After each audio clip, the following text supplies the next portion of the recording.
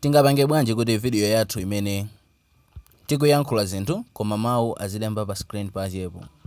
Nge video ya lero tikamba zimenezozo and zosavuta. Ndi apa tikuyuza capcut, ndi musegula capcut wanuyo kena kumpanga pa new project.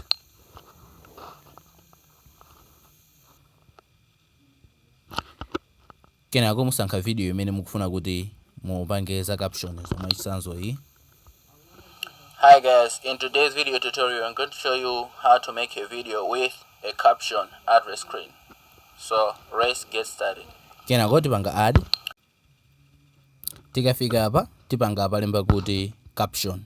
Tipanga click pamenepo tipanga pamenepo tisankha kuti caption yathuyo izioneka motani. Mwachisanzo izaoneka chonchi. Kena tipanga generate. Mene muoneramu play on. Hi guys, in today's video tutorial I'm going to show you how to make a video with a caption address screen. So let's get started. Mene muoneramu yadekera auto caption.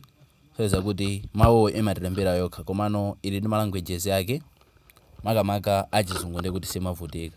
Pena so imatha kupanga mistake ngati apapa ndi kuti pena pake sinalembe bwino ndi mutha kupanga edit ndi kualembaso komano sikuti mapanga affect china chili. Hi guys, in today's video tutorial I'm going to show you how to make a video with a caption address screen. So let's get started.